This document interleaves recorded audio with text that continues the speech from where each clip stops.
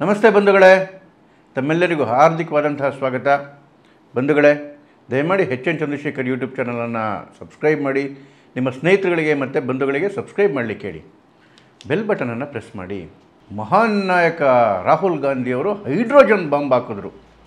ನಿನ್ನೆ ಬೆಳಗ್ಗೆಯಿಂದ ಕಾಂಗ್ರೆಸ್ ಸೋಷಿಯಲ್ ಮೀಡಿಯಾದಲ್ಲಿ ಬಿಲ್ಡಪ್ಗಳು ನೋಡಬೇಕಿತ್ತು, ಹೆಂಗಿತ್ತು ಅಂಥೇಳಿ. ಹೈಡ್ರೋಜನ್ ಬಾಂಬ್ ಇಸ್ ಟಿಕ್ಕಿಂಗ್ ಅಂದರೆ ಈಗ ನೋಡಿ, ಈಗ ಟೈಮ್ ಬಾಂಬ್ಗಳನ್ನ ಇಡಬೇಕಾದ್ರೆ ಟೈಮ್ ಸೆಟ್ ಮಾಡಿದ್ಮೇಲೆ ಟಿಕ್ ಟಿಕ್ ಟಿಕ್ ಟಿಕ್ ಅಂತ ಇರ್ತದಲ್ಲ. ಮಧ್ಯಾಹ್ನ ಇವ್ರದ್ದು ಪ್ರೆಸ್ ಮೀಟ್ ಇತ್ತು, ಹೈಡ್ರೋಜನ್ ಬಾಂಬಲ್ಲಿ ಎಕ್ಸ್ಪ್ಲೋಡ್ ಆಗುತ್ತೆ ಅಂಥೇಳಿ ಬೆಳಗ್ಗೆಯಿಂದನೇ ಇವ್ರದ್ದು ಬಿಲ್ಡಪ್ಪು. ಸರಿ, ಪ್ರೆಸ್ ಮೀಟ್ ಶುರುವಾಯಿತು. ಮತ್ತು ರಾಹುಲ್ ಗಾಂಧಿಯವ್ರು ಬಂದರು, ದೊಡ್ಡದೇ ಮತ್ತು PPT ಬೋರ್ಡು ಎಲ್ಲವೂ. ಏನೋ ವಿಷಯ ಇರುತ್ತೆ ಅಂತೇಳಿ ಪಾಪ ಪತ್ರಕರ್ತೆಲ್ಲ ಕಾಯ್ಕೊಂಡು ಕೂತ್ಕೊಂಡ್ರೆ ಮತ್ತೆ ಅದೇ ಕಿತ್ತೋಗಿರೋ ವಿಷಯ. ಯಾಕೆ ಕಿತ್ತೋಗಿರೋ ವಿಷಯ ಅಂತ ಹೇಳ್ತೀನಿ ಅಂದರೆ, ನೋಡಿ, ಏನು ವೋಟ್ ಚೋರಿ ಅಂತೇಳಿ ಹಲವಾರು ತಿಂಗಳುಗಳಿಂದ ಇವರು ಒಂದು ಫಾಲ್ಸ್ ನೆರೇಟಿವ್ ಕ್ರಿಯೇಟ್ ಮಾಡಲಿಕ್ಕೆ ಪ್ರಯತ್ನ ಪಡ್ತಾ ಇದ್ದಾರೆ. ಅದನ್ನು ಜನನೂ ಆಗಲೇ ತಿರಸ್ಕಾರ ಮಾಡಿಬಿಟ್ಟಿದ್ದಾರೆ.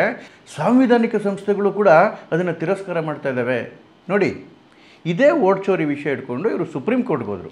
ಸುಪ್ರೀಂ ಕೋರ್ಟಲ್ಲಿ ಈಗ ಚೀಫ್ ಜಸ್ಟಿಸ್ ಆಗಿದ್ದಾರಲ್ಲ ಸೂರ್ಯಕಾಂತ್ ಅವರು, ಅವರ ಬೆಂಚಿಗೆ ಹೋಯಿತು. ಸುಪ್ರೀಂ ಕೋರ್ಟ್ ಸ್ಪಷ್ಟವಾಗಿ ಹೇಳ್ತು, ಗೋ ಟು ದ ಎಲೆಕ್ಷನ್ ಕಮಿಷನ್ಗೆ ಹೋಗಿ ಅಲ್ಲಿ ಕಂಪ್ಲೇಂಟ್ ಕೊಡ್ರಿ ಅಂತ ಹೇಳಿ. ಭಾರತದ ಎಲೆಕ್ಷನ್ ಕಮಿಷನರು ಜ್ಞಾನೇಶ್ ಕುಮಾರ್ ಅವರು ಅಫಿಷಿಯಲ್ ಆಗಿ ಪ್ರೆಸ್ ಮೀಟ್ ಮಾಡಿಬಿಟ್ಟು ಹೇಳಿದ್ರು. ಯಾರೋ ರಾಹುಲ್ ಗಾಂಧಿ ಬಡ್ಕೊತಾನೆ ಅಂತ ಅವ್ರು ಪ್ರೆಸ್ ಮೀಟ್ ಮಾಡಲಿಲ್ಲ. ಒಬ್ಬ ಅಪೋಸಿಷನ್ ಲೀಡರು, ಅದಕ್ಕೊಂದು ಸಾಂವಿಧಾನಿಕ ಮಹತ್ವ ಇದೆ. ಹಾಗನ್ಕೊಂಡು ಅವ್ರು ಅಫಿಷಿಯಲ್ ಆಗಿ ಒಂದು ಪ್ರೆಸ್ ಮೀಟ್ ಮಾಡಿಬಿಟ್ಟು ಹೇಳಿದ್ರು, ನೀವು ಏನಾದರೂ ಹೇಳೋದಿದ್ರೆ ಅಂದರೆ, ಈಗ ನೋಡಿ, ಈಗ ಪೊಲೀಸ್ ಸ್ಟೇಷನ್ಗೆ ಹೋದರೆ ಕಂಪ್ಲೇಂಟ್ ಕೊಡೋದಕ್ಕೆ ಅದಕ್ಕೊಂದು ಫಾರ್ಮ್ಯಾಟ್ ಇರುತ್ತೆ ರೀ. ಫಸ್ಟ್ ಕಂಪ್ಲೇಂಟ್ ಕೊಡಬೇಕು ತಾನೇ. ನಿಮ್ಮನೆಲ್ಲ ಏನಾರ ಕಳ್ತಾನೆ ಅಂದರೆ ನೀವು ಹೋಗಿ ಪೊಲೀಸ್ ಸ್ಟೇಷನಿಗೆ ಕಂಪ್ಲೇಂಟ್ ಕೊಡಬೇಕು, ರೈಲ್ವೆ ಸ್ಟೇಷನಲ್ಲಿ ಹೋಗಿ ಬಾಯ್ಬಿಡ್ಕೊಳ್ಳೋದಲ್ಲ. ಅದನ್ನು ಎಲೆಕ್ಷನ್ ಕಮಿಷನ್ ಹೇಳ್ತು, ನಿಮ್ಗೆ ಏನಾದರೂ ಇದ್ದರೆ ಅದನ್ನು ಅಫಿಡವಿಟಲ್ಲಿ ಕೊಡಿ. ಅಫಿಡವಿಟಲ್ಲಿ ಕೊಡಲಿಲ್ಲ ಅಂತ ಹೇಳಿದ್ರೆ ನೀವು ಸುಳ್ಳು ಹೇಳ್ತಾ ಇದ್ದೀರಾ ಅಂತ. ಈ ಮುಖಾಂತರ ನಾನು ಹೇಳ್ತಾ ಇದ್ದೀನಿ, ಇದನ್ನು ಚೀಫ್ ಎಲೆಕ್ಷನ್ ಕಮಿಷನರ್ ಹೇಳಿದ್ದು. ಈ ಮುಖಾಂತರ ನಾನು ಹೇಳ್ತಾ ಇದ್ದೀನಿ, ಇನ್ನು 7 ದಿವಸದೊಳಗಡೆಗೆ ನಿಮ್ದು ಯಾವುದೇ ವಿಚಾರ ಇದನ್ನು ಅಫಿಡವಿಟಲ್ಲಿ ಕೊಡಿ. ಇಲ್ಲ ಅಂತ ಹೇಳಿದ್ರೆ ನೀವು ಆಧಾರರಹಿತ ಆರೋಪಗಳನ್ನ ಹೊರಿಸ್ತಾ ಇದ್ದೀರಾ, ನೀವು ಸುಳ್ಳು ಹೇಳ್ತಿದ್ದೀರಾ ಅಂತ ಅರ್ಥ ಆಗುತ್ತೆ. ಅದರಿಂದ ನೀವು ಜನಕ್ಕೆ ಮಾಡ್ತಿರ್ತಕ್ಕಂಥ ಅವಮಾನ ಆಗುತ್ತೆ. ಅದು 7 ದಿನ ಆಯಿತು, ಕಂಪ್ಲೇಂಟ್ ಕೊಡಲಿಲ್ಲ. ಮತ್ತೆ ಮಾಮೂಲಿ ಪ್ರೆಸ್ ಮೀಟ್ ಕರೆಯೋದು, ಅಲ್ಲಿ ಬಾಯ್ ಬಡ್ಕೊಳ್ಳೋದು, ಇನ್ಯಾವುದೋ ಸಭೆ ಒಳಗಡೆ ಹೋಗಿ ಬಾಯ್ ಬಡ್ಕೊಳ್ಳೋದು, ಪ್ರೆಸ್ ಅವ್ರ ಮುಂದೆ ಬಾಯ್ ಬಡ್ಕೊಳ್ಳೋದು. ಇದು ಹೆಂಗೆ ಅಂತ ಹೇಳಿದ್ರೆ ರಾಹುಲ್ ಗಾಂಧಿ ಆಡ್ತಿರೋದು ಎಕ್ಸಾಕ್ಟ್ಲಿ ಈ ಧರ್ಮಸ್ಥಳ ಕೇಸಲ್ಲಿ ತಿಮ್ರೋಡಿ ಗ್ಯಾಂಗು ಆಡ್ತಾವ್ರಲ್ಲ, ನಮ್ಮ ಜೋಬಲ್ಲೇ ಡಾಕ್ಯುಮೆಂಟ್ ಇದೆ, ನಮ್ಮ ಫೋನಲ್ಲೇನೇ ಎಲ್ಲ ಸಾಕ್ಷಿಗಳಿದ್ದಾವೆ, 100 ಜನ ಹತ್ಯೆಗಳು ನೋಡಿದವರಿದ್ದಾರೆ, ಬನ್ರಪ್ಪ ದಾಖಲೆ ಕೊಡಿ, ಬನ್ರಪ್ಪ ಎನ್ಕ್ವೈರಿಗೆ, ಇಲ್ಲ ಎಸ್ಕೇಪು. ಇದು ಅಷ್ಟೇನೆ, ಸೇಮ್ ಅದೇ ರೀತಿ ರಾಹುಲ್ ಗಾಂಧಿನೂ ಎಲೆಕ್ಷನ್ ಕಮಿಷನ್ ಬಾರಪ್ಪ ಅದೇನಿದೆ ಅಂತ ದಾಖಲೆ ಕೊಡು ಅಂತ ಹೇಳಿದ್ರೆ ಇಲ್ಲ, ಅಣ್ಣ ಎಸ್ಕೇಪು. ಈಗ ಹೊಸದಾಗಿ ಕತೆ ಶುರು ಮಾಡಿರೋದು ಹರಿಯಾಣದಲ್ಲಿ ಸೋಲಾಗಿರೋದಕ್ಕೆ, ಕಾಂಗ್ರೆಸ್ ಸೋಲಾಗಿರೋದಕ್ಕೆ ಈ ವೋಟ್ ಚೋರಿನೇ ಕಾರಣ. ನೋಡಿ, ಹರಿಯಾಣ ಸ್ಟೇಟ್ ಎಲೆಕ್ಷನ್ ಆಗಿದ್ದು ಹೋದ ವರ್ಷ ಅಕ್ಟೋಬರ್ 5ನೇ ತಾರೀಕು, ರಿಸಲ್ಟ್ ಬಂದಿದ್ದು ಅಕ್ಟೋಬರ್ 8ನೇ ತಾರೀಕು. ಅಂದರೆ ಇವತ್ತಿಗೆ ಕರೆಕ್ಟಾಗಿ 1 ವರ್ಷದ ಮೇಲೆ 1 ತಿಂಗಳಾಯಿತು. 1 ವರ್ಷದ ಮೇಲೆ 1 ತಿಂಗಳಾಯಿತು. ಇಲ್ಲಿವರೆಗೂ ಯಾವುದೇ ಒಬ್ಬ ಕಾಂಗ್ರೆಸ್ ಕಾರ್ಯಕರ್ತನಿಂದ ಒಂದು ಕಂಪ್ಲೇಂಟ್ ಬಂದಿಲ್ಲ, ಈ ಥರ ವೋಟರ್ ಲಿಸ್ಟಲ್ಲಿ ಪ್ರಾಬ್ಲಮ್ ಆಗಿದೆ ಅಂತೇಳಿ. ಯಾವುದೇ ಕಾಂಗ್ರೆಸ್ ಲೀಡರಿಂದ ಕಂಪ್ಲೇಂಟ್ ಬಂದಿಲ್ಲ, ಯಾವುದೇ ಕಾಂಗ್ರೆಸ್ ಕ್ಯಾಂಡಿಡೇಟಿಂದ ಕಂಪ್ಲೇಂಟ್ ಬಂದಿಲ್ಲ, ಗೆದ್ದಿರೋರಿರಲಿ ಸೋತಿರೋರಿರಲಿ. 13 ತಿಂಗಳು ಯಾವುದೇ ಕಂಪ್ಲೇಂಟ್ ಬಂದಿಲ್ಲ. ಇಲ್ಲ, ಪಬ್ಲಿಕ್ಕಿಂದನೂ ಕೂಡ ಒಂದು ಕಂಪ್ಲೇಂಟ್ ಬಂದಿಲ್ಲ, ಅಪೀಲ್ಗಳು ಬಂದಿಲ್ಲ. 13 ತಿಂಗಳಿಂದ ಯಾವುದೇ ಕಂಪ್ಲೇಂಟ್ ಬಂದಿಲ್ಲ, ಎಲ್ಲ ಸುಸೂತ್ರವಾಗಿರ್ತಿತ್ತು. ಇವತ್ತು ಇದ್ದಕ್ಕಿದ್ದಂಗೆ ರಾಹುಲ್ ಗಾಂಧಿ ಅವರಿಗೆ ಜ್ಞಾನೋದಯ ಆಗಿಬಿಟ್ಟಿದೆ.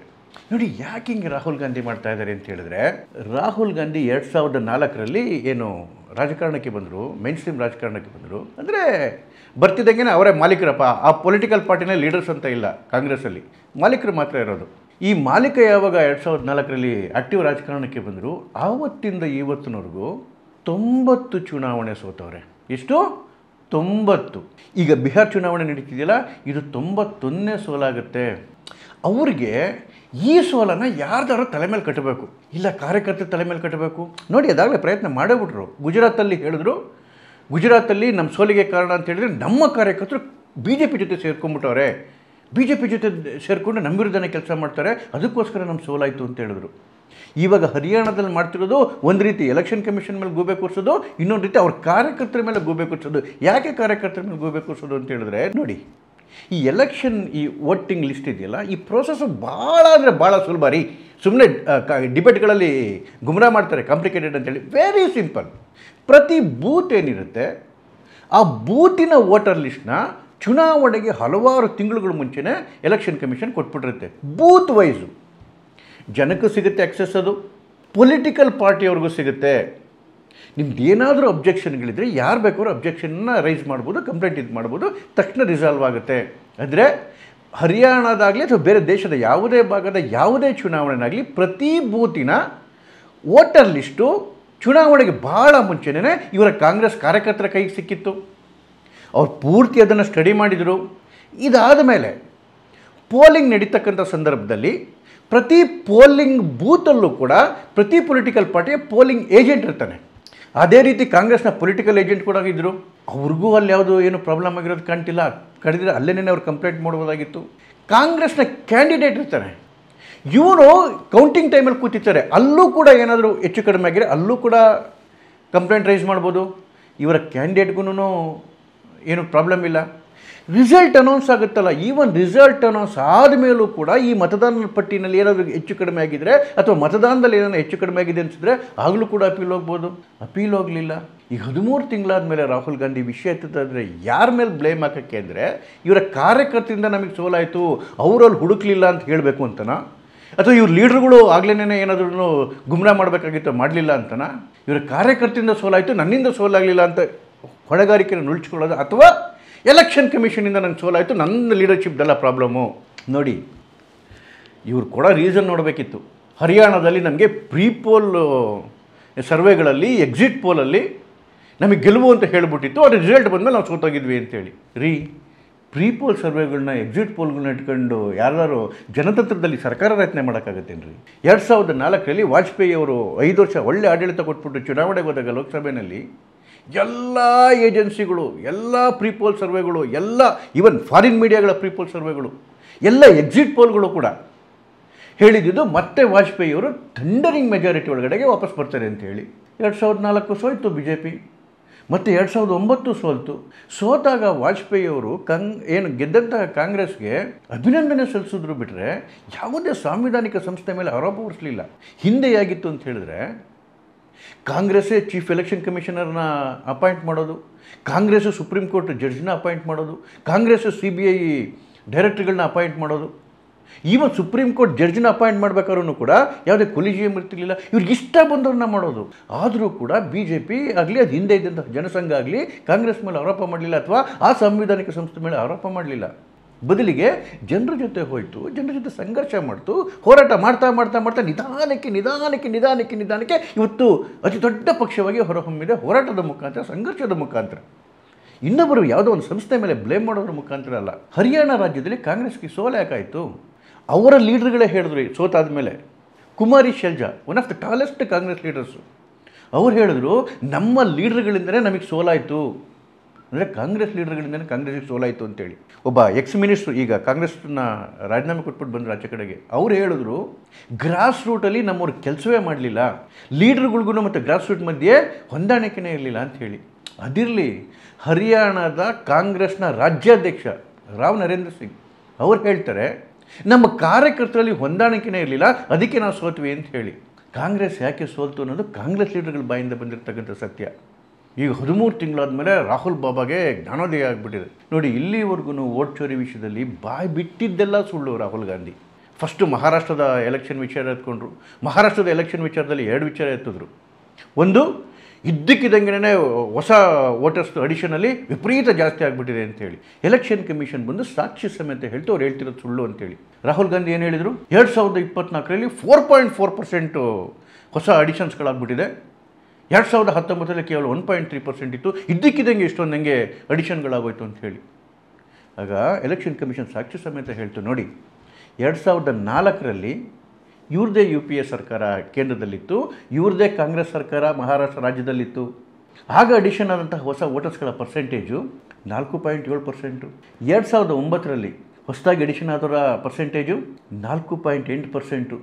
ಇವ್ರದ್ದೇ ಕೇಂದ್ರ ಸರ್ಕಾರ, ಇವ್ರದ್ದೇ ರಾಜ್ಯ ಸರ್ಕಾರ.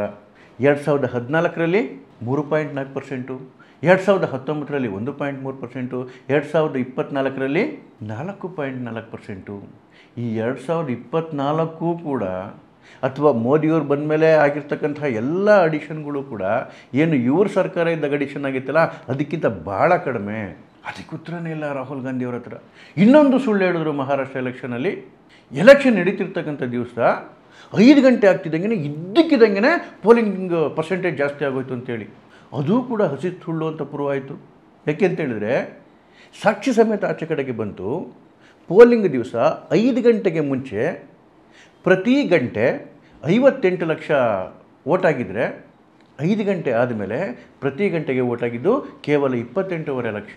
ಉಸಿರು ಬಿಡಲಿಲ್ಲ ಅದಕ್ಕೆ. ಅದನ್ನು ಇನ್ನೊಂದು ದೊಡ್ಡ ಸುಳ್ಳು ವೋಟ್ ಚೋರಿ ವಿಚಾರದಲ್ಲಿ ಹೇಳಿದವರು, ಈವನ್ ಪಾರ್ಲಿಮೆಂಟಲ್ಲೆಲ್ಲ ಗಲಾಟೆ ಎಬ್ಬಿಸ್ಬಿಟ್ಟು ಪಾರ್ಲಿಮೆಂಟ್ಗೆಲ್ಲ ಒಂದು ಟಿ-ಶರ್ಟ್ ಹಾಕೊಂಡ್ಬಂದ್ಬಿಟ್ರು.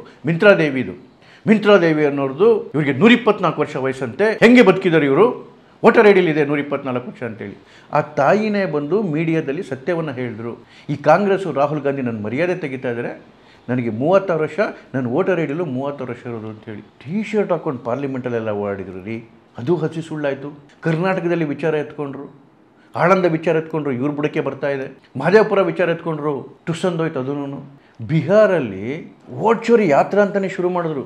ಅರ್ಧಕ್ಕೇನೆ ಅದನ್ನು ಕೈ ಬಿಟ್ಬಿಟ್ಟು ಅಧಿಕಾರ ಯಾತ್ರೆ ಅಂತ ಕನ್ವರ್ಟ್ ಮಾಡಿಬಿಟ್ರು. ಯಾಕೆ ಅಂತ ಹೇಳಿದ್ರೆ ಜನ ಆಗಲೇ ಮಕ್ಕಳಿಗೆ ಶುರು ಮಾಡಿಬಿಟ್ರು. ಇವರ ಜೊತೆಲಿರ್ತಕ್ಕಂಥ ಪಕ್ಷಗಳೇ ಅದನ್ನು ರಿಜೆಕ್ಟ್ ಮಾಡ್ಲಿಕ್ಕೆ ಶುರುವಾದವು. ಯಾತ್ರೆ ಹೆಸರನ್ನ ಚೇಂಜ್ ಮಾಡಿಬಿಟ್ರು. ನಿಜವಾಗ್ಲೂ ಸ್ವಾತಂತ್ರ್ಯ ಬಂದ ಮೇಲೆ ವೋಟ್ ಚೋರಿ ಅಂತ ಮಾಡೋದು ಯಾರು ಗೊತ್ತಾ? ಇದೇ ಮನೆಹಾಳ ಕಾಂಗ್ರೆಸ್ಸಿಗರ್ರಿ. ಫಸ್ಟ್ ಎಲೆಕ್ಷನ್ನು 1952ರ ಎಲೆಕ್ಷನ್ನು. ಆ ಎಲೆಕ್ಷನಲ್ಲಿ ಕಾಂಗ್ರೆಸ್ನಿಂದ ಉತ್ತರ ಪ್ರದೇಶದ ರಾಂಪುರ್ ಕಾನ್ಸ್ಟಿಟ್ಯೂನ್ಸಿನಲ್ಲಿ ಮೌಲಾನಾ ಆಜಾದ್ರು ನಿಂತಿದ್ದರು. ಅವರ ಎದುರುಗಡೆಗೆ ಹಿಂದೂ ಮಹಾಸಭಾ ಕ್ಯಾಂಡಿಡೇಟ್ ಒಬ್ಬರು ನಿಂತಿದ್ದರು. ಎಲೆಕ್ಷನ್ ನಡೀತು, ಮತದಾನ ಆಯಿತು, ಮತದಾನ ಕೌಂಟಿಂಗ್ ಆಯಿತು. ಮೌಲಾನಾ ಆಜಾದ್ ಎಗೇನೆಸ್ಟ್ ಆಗಿ ಮಹಾಸಭಾ ಕ್ಯಾಂಡಿಡೇಟು 20,000 ವೋಟಿಂದ ಗೆದ್ದಿದ್ರು. ಸರಿ, ಅಲ್ಲಿನ ಡಿಸ್ಟ್ರಿಕ್ಟ್ ಮ್ಯಾಜಿಸ್ಟ್ರೇಟು ಇದನ್ನು ಅನೌನ್ಸ್ ಮಾಡಿದ್ರು, ರಿಸಲ್ಟ್ ಅನೌನ್ಸ್ ಮಾಡಿದ್ರು. ಮಹಾಸಭಾದು ಮೆರವಣಿಗೆನೂ ಶುರುವಾಗೋಯಿತು. ದೊಡ್ಡ ಮೆರವಣಿಗೆ ನಡೀತಾ ಇದೆ. ಗೆದ್ದಿರ್ತಕ್ಕಂಥವ್ರದ್ದು 20,000 ವೋಟಿಂದ ಗೆದ್ದುಬಿಟ್ಟಿದ್ರು ರೀ. ಈ ವಿಚಾರ ನೆಹರು ಅವರಿಗೆ ಗೊತ್ತಾಗೋಯಿತು, ಪ್ರಧಾನಮಂತ್ರಿ ನೆಹರು ಅವರಿಗೆ ಉರಿದೋಗ್ಬಿಡ್ತು ಮೈ. ತಕ್ಷಣ ಉತ್ತರ ಪ್ರದೇಶದ ಆಗಿನ ಚೀಫ್ ಮಿನಿಸ್ಟರ್ ಆಗಿದ್ದಂತಹ ಗೋವಿಂದ ವಲ್ಲಭ ಪಂತ್ರಿಗೆ ಫೋನ್ ಮಾಡಿದ್ರು. ಯಾವುದೇ ಕಾರಣಕ್ಕೂ ಮೌಲಾನಾ ಆಜಾದ್ರು ಸೋಲು ಅಂತ ಡಿಕ್ಲೇರ್ ಮಾಡಬಾರ್ದು, ಅವ್ರನ್ನ ಗೆಲ್ಲಿಸೇ ನೀವು ಡಿಕ್ಲೇರ್ ಮಾಡಬೇಕು ಅಂತೇಳಿ. ವಲ್ಲಭ ಪಂತ್ ಅವರು ಹೇಳಿದ್ರೆ ಈಗಾಗಲೇ ಡಿಕ್ಲೇರ್ ಆಗೋಗಿದೆ, ಅನೌನ್ಸ್ ಆಗೋಗಿದೆ ಅಂತೇಳಿ. ನನಗೆ ಅದೆಲ್ಲ ಗೊತ್ತಿಲ್ಲ, ನಿನ್ನ ಸ್ಥಾನ ಉಳಿಬೇಕು ಅಂತ ಹೇಳಿದ್ರೆ ಮೌಲಾನಾ ಆಜಾದನ್ನು ಗೆಲ್ಲಿಸ್ಬಿಟ್ಟು ಕಳಿಸು ಅಂಥೇಳಿ. ಏನು ರೀ ಮಾಡ್ತಾರೆ ಗೋವಿಂದ ವಲ್ಲಭ ಪಂತರು? ತಕ್ಷಣ ಅಲ್ಲಿನ ಚೀಫ್ ಸೆಕ್ರೆಟರಿಗೆ ಫೋನ್ ಮಾಡಿದ್ರು, ಟಂಡನ್ ಅನ್ನೋರಿಗೆ. ಅವರು ಡಿ.ಎಮ್ನ ಸಂಪರ್ಕ ಮಾಡಿದ್ರು. ಡಿ.ಎಮ್ ಹೇಳ್ತಾರೆ, ಈಗಾಗಲೇ ನಾನು ಅನೌನ್ಸ್ ಮಾಡಿಬಿಟ್ಟಿದ್ದೀನಿ ಆಗಲೇನೆ ಅಂತೇಳಿ. ಆವಾಗ ಡಿ.ಎಮ್ ಹತ್ರ ರಿಕ್ವೆಸ್ಟ್ ಮಾಡಿಕೊಂಡ್ರು, ಅಕಸ್ಮಾತ್ ಮೌಲಾನಾ ಆಜಾದ್ರು ಗೆಲ್ಲಿಲ್ಲ ಅಂದರೆ ನಿನ್ನ ಕೆಲಸನೂ ಉಳಿಯಲ್ಲ, CM ಚೇರು ಉಳಿಯಲ್ಲ, ಏನಾದರೂ ಮಾಡು ಅಂತ ಹೇಳಿ. ನೋಡಿ, ಆ ಎಲೆಕ್ಷನಲ್ಲಿ ಏನಿಗಿತ್ತಂದರೆ ಮೊದಲನೇ ಎಲೆಕ್ಷನಲ್ಲಿ ಚಿಹ್ನೆಗಳಿರಲಿಲ್ಲ. ಜೊತೆಗೆ ನಾವೇನು ಮುದ್ರೆ ಓದ್ತೀವಲ್ಲ ಅದು ಕೂಡ ಇರಲಿಲ್ಲ. ಜಸ್ಟ್ ಒಬ್ಬೊಬ್ಬ ಕ್ಯಾಂಡಿಡೇಟ್ಗೆ ಒಂದೊಂದು ಬಾಕ್ಸ್ ಇಟ್ಟಿರೋರು. ಆ ಬಾಕ್ಸ್ಗೆ ಯಾರು ತೊಗೊಂಡೋಗಿ ವೋಟ್ ಹಾಕ್ತಾರೆ ಅಲ್ಲಿ ಆ ಬಾಕ್ಸಲ್ಲಿ ಉಳ್ಕೊಂಡಿರೋದು. ಡಿ.ಎಮ್ಮು ಏನು ಈ ಮಹಾಸಭಾ ಕ್ಯಾಂಡಿಡೇಟ್ ಗೆದ್ದಿದ್ರಲ್ಲ ಅವ್ರ ಬಾಕ್ಸಲ್ಲಿದ್ದಂತಹ ವೋಟ್ಗಳನ್ನ ತೆಗೆದು ಮೌಲಾನಾ ಆಜಾದ್ರ ಬಾಕ್ಸ್ಗೆ ಹಾಕಿ ಮೌಲಾನಾ ಆಜಾದ್ ಗೆದ್ದರು ಅಂತೇಳಿ ಘೋಷಣೆ ಮಾಡಿದ್ರು. ಇದು ರೀ ವೋಟ್ ಚೋರಿ ಅಂತೇಳಿದರೆ ಈ ಮನೆಹಾಳು ಕಾಂಗ್ರೆಸ್ ಅವ್ರು ಮಾಡಿರೋದು. ಈ ಕಾಂಗ್ರೆಸ್ ಸರ್ಕಾರದಲ್ಲಿ ಹೆಂಗಿತ್ತು ಅಂತ ಹೇಳಿದ್ರೆ, ಇವತ್ತು ಸಾಂವಿಧಾನಿಕ ಸಂಸ್ಥೆಗಳು ಬಗ್ಗೆ ಮಾತಾಡ್ತಾರೆ ರಾಹುಲ್ ಗಾಂಧಿ ಅವರು. ಮಾನ ಮರ್ಯಾದೆ ಇದೆಯೇನ್ರಿ? ಅವ್ರ ಬಾಯಲ್ಲಿ ಸಾಂವಿಧಾನಿಕ ಸಂಸ್ಥೆಗಳು ಪದಗಳೇ ಬರಬಾರ್ದು. ಎಂತೆಂಥ ಅನಾಚಾರ ಮಾಡಿದ್ದಾರೆ ಈ ಕಾಂಗ್ರೆಸ್ ಅವರು ಅಂತ ಹೇಳಿದ್ರೆ ನೋಡಿ. ಒಬ್ಬರಿದ್ರು ಬಹರೂಲ್ ಇಸ್ಲಾಂ ಅಂಥೇಳಿ. 1967ರಲ್ಲಿ ನೆಹರು ಅವರು ಅವ್ರನ್ನ ರಾಜ್ಯಸಭಾ MP ಮಾಡಿದ್ರು. ಯಾರನ್ನ? ಬಹರೂಲ್ ಇಸ್ಲಾಂನ. ಅದಾದಮೇಲೆ 1967ರಲ್ಲಿ ಮತ್ತೆ ಇಂದಿರಾ ಗಾಂಧಿ ಅವರು ಅವ್ರನ್ನ ರಾಜ್ಯಸಭಾ MP ಮಾಡಿದ್ರು. 10 ವರ್ಷ ಆದಮೇಲೆ 1972ರಲ್ಲಿ ಅವರ ರಾಜ್ಯಸಭಾ ಅವಧಿ ಮುಗೀತು. ರಾಜ್ಯಸಭಾ ಅವಧಿ ಮುಗಿದಂತಹ ಒಬ್ಬ ಕಾಂಗ್ರೆಸ್ ಕಾರ್ಯಕರ್ತನ ಇಂದಿರಾ ಗಾಂಧಿಯವರು ಡೈರೆಕ್ಟಾಗಿ ಹೈಕೋರ್ಟ್ ಜಡ್ಜ್ ಮಾಡಿದ್ರು. ಆಯಿತಾ? ಹೈಕೋರ್ಟ್ ಜಡ್ಜ್ ಆಗಿ ಅವ್ರ ಟೈಮ್ ಆಯಿತು, ಅವ್ರಿಗೆ ಏಜ್ ಆಯಿತು, ರಿಟೈರ್ಡ್ ಆದರು. ರಿಟೈರ್ಡ್ ಆಗಿ ಮನೇಲಿ ಕೂತಿದ್ರು ಆರಾಮಾಗಿ ಒಂದಷ್ಟು ವರ್ಷ. 2080ರಲ್ಲಿ ವಾಪಸ್ಸು ಇಂದಿರಾ ಗಾಂಧಿ ಬಂದು ಪ್ರಧಾನಮಂತ್ರಿ ಆದ್ರಲ್ಲ, ಆಗ ರಿಟೈರ್ಡ್ ಆಗಿ ಮನೇಲಿ ಕೂತಿದ್ದಂತಹ ಒಬ್ಬ MP ಇದೇ ಇಂದಿರಾ ಗಾಂಧಿಯವರು ಸುಪ್ರೀಂ ಕೋರ್ಟ್ ಜಡ್ಜ್ ಮಾಡಿದ್ರು. ಏನು ದುರಂತ ರೀ ನೋಡಿ. ಆ ಮನುಷ್ಯ ಆ ಋಣ ತೀರ್ಸೋದಕ್ಕೆ ಆಗ ಬಿಹಾರದ ಚೀಫ್ ಮಿನಿಸ್ಟರ್ ಆಗಿರೋ ಜಗನ್ನಾಥ್ ಮಿಶ್ರಾ ದೊಡ್ಡ ಒಂದು ಹಗರಣದಲ್ಲಿ ಹಾಕ್ಕೊಂಡಿದ್ರು. ಅವ್ರನ್ನ ಬಚಾವ್ ಮಾಡಿಬಿಟ್ರು ಕೇಸಿಂದ. ಇದು ರಿವಾರ್ಡ್ ಅವ್ರು ಕೊಟ್ಟಿದ್ದು ಇಂದಿರಾ ಗಾಂಧಿಗೆ.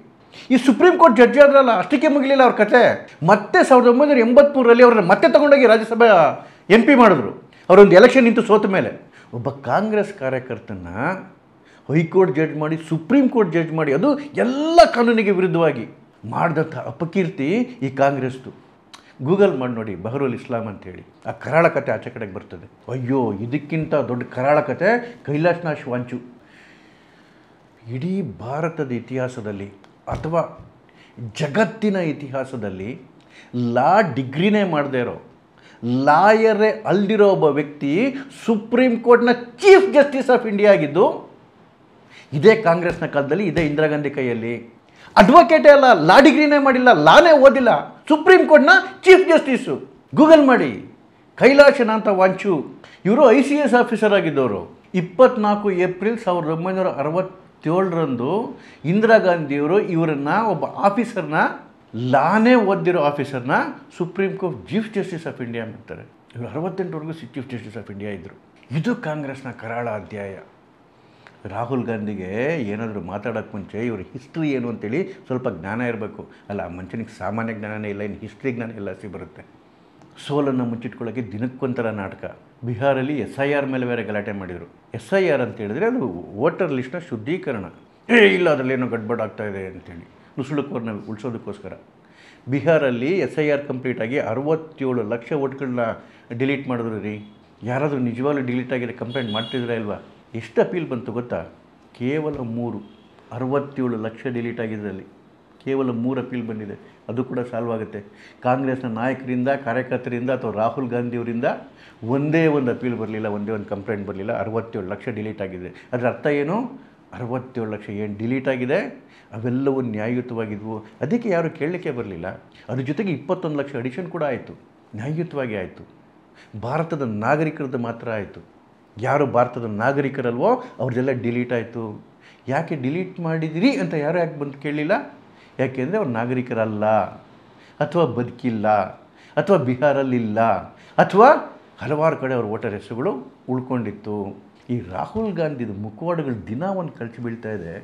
ಮಾನ ಮರ್ಯಾದೆಯಲ್ಲಿ ತಿರ್ಗಾ ಹೊಸ ಅವತಾರಗಳು ಇಟ್ಕೊಂಡು ಪ್ರೆಸ್ ಮುಂದೆ ಬರ್ತಾರೆ, ಜನರ ಮುಂದೆ ಬರ್ತಾರಲ್ರಿ. ನಮ್ಮ ಪತ್ರಕರ್ತರು ಏನು ಹಣೆ ಬರ ರೀ, ಇಂಥ ಪ್ರೆಸ್ ಮೀಟ್ಗಳಿಗೆಲ್ಲ ಹೋಗಿ ಕೂತ್ಕೋಬೇಕಲ್ಲ. ನಮಸ್ತೆ.